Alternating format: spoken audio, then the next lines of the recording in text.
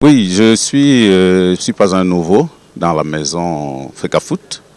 Et lorsque je reviens aujourd'hui, je reviens comme en 96, lors de la première crise qu'a connue la Fecafoot. Je me trouvais à l'Est, où je venais d'être élu président de la Ligue provinciale de football. Et arrivé ici en Assemblée générale, j'ai été plébiscité pratiquement pour en devenir le secrétaire général. Et lorsque j'arrivais ici, la Fecafoot était sous cette tribune et avec la toile d'araignée, rien n'existait. Et je suis venu à cette époque pour, comme certains journalistes me l'ont dit, relever un défi. Et je peux vous assurer qu'à cette époque, le défi était moins grand, était beaucoup plus important que celui d'aujourd'hui. Donc quand je reviens, c'est parce qu'il y a effectivement les problèmes que vous tous, en observateurs avertis du sport, du football notamment, savez. Vous voyez vous-même à quel spectacle nous assistons depuis quelques années. Tout ne va pas, le sport de football ne se porte pas très bien.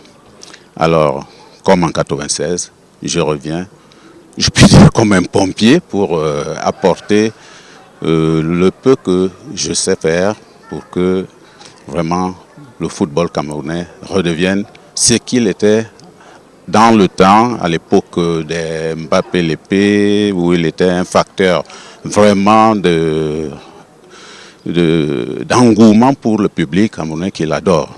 Alors, avec quel projet précis venez-vous à la tête de la Fédération camerounaise de football?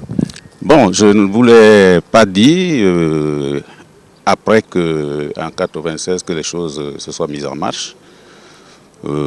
Pour certaines raisons qui me sont probablement personnelles, je me suis mis en réserve de ce football. Alors, cette longue période de retrait m'a permis d'observer, d'écouter les différents acteurs du football. Et pendant cette période, j'ai eu aussi à réfléchir et à mûrir. Et un projet est né. Ce projet, il s'articule en quelques points. Ramener la sérénité dans la grande famille du football. La rassembler. Et redonner le pouvoir aux véritables acteurs du football. Mon maître mot, je l'ai dit, sera le dialogue entre les footballeurs. Et puis on ne peut pas jouer au football, on ne peut pas pratiquer ce jeu s'il n'y a pas d'infrastructure. Je compte m'attacher à rénover les infrastructures, en créer, pourquoi pas en construire. Il y a également le développement du football. Pour que un bon édifice tienne, vous savez qu'il faut qu'il y ait une grande base, une bonne base.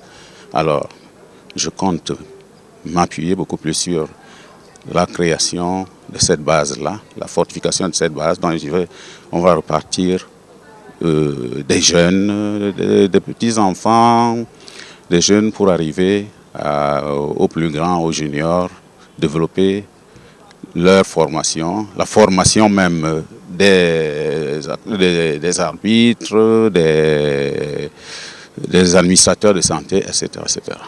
Robert Péné, on sait que le football camerounais traverse pas mal de difficultés et de temps en temps, les autorités en charge du football sont parfois dans les tribunaux et bien d'autres. Est-ce que vous pensez que vous serez en marche de tout ce que le football camerounais connaît aujourd'hui?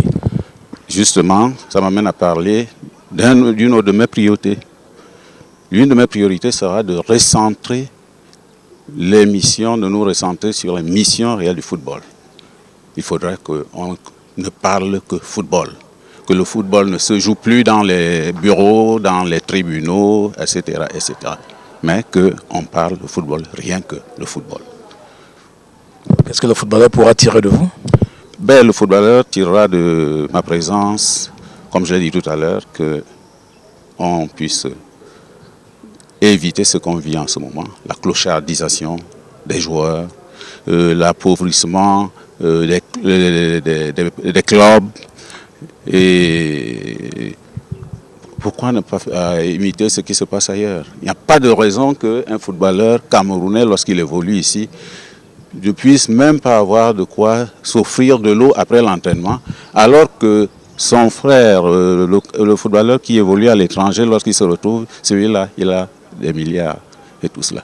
On va essayer de faire en sorte que les produits, ce que génère le football, puissent profiter aux véritables acteurs de football. On se penchera sur le cadre de la professionnalisation qui est en marche. Et puis on se penchera aussi sur les statuts des joueurs, les statuts des entraîneurs, les statuts des administrateurs, etc., etc. Vous êtes convaincu du processus tel qu'il se déroule à la fédération? Oh, là, M. Saphir, vraiment, il suffit de suivre ce qui se dit partout, ce que les médias rapportent tous les jours. Vraiment, je dois dire que ce n'est pas du tout satisfaisant. Nous souhaitons bonne chance. Merci, M. Saphir.